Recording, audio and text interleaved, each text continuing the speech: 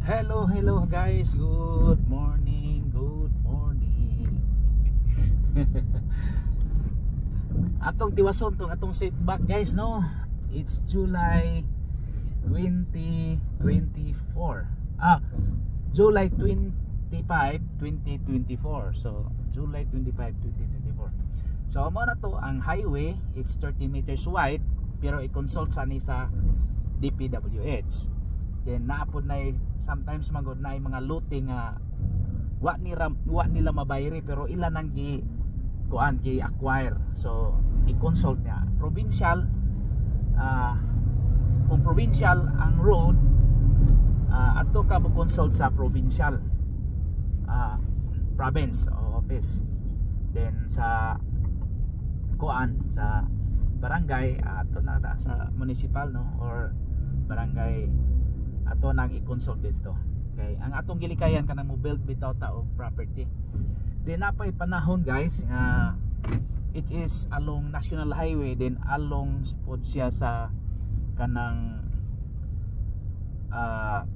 shoreline. So daplin pud siya dagat. So meaning kung 30 meters buka, then ang shoreline pod is 20 meters setback, na mga buyers na dili sila makabantay ba nga maingon sa okay ra na. So nakoy nabantayan diri sa Cebu nga naana diha nga murag wa na sila magbase og shoreline gi-develop nila, pero ambot na okay. Nakapangutan ako taga DNR ni sa depende munisipyo, so depende municipal, no, pero you know lain-lain mag leadership, lain-lain mag mayor. So pasig moabot pang panahon ba o lain-lain ang presidente, pareha to nahitabo sa Boracay ng pang padimulis ni Duterte ang mga duol na gyud sa dagat. So mana careful ta guys.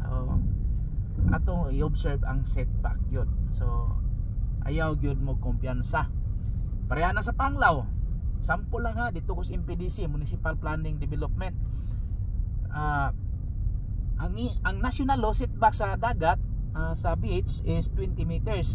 Ni-impose man po sila og 20 meters, di 40 meters na ang ilahang setback dito. So kung pananglitan ni palit kag property nya nasuod na dai sa setback, dili ka katukod, di ka ma-issuehan og building permit. So mao na importante guys. Okay, thank you very much, and God bless to all.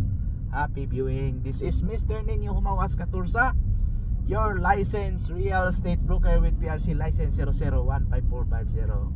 Bye.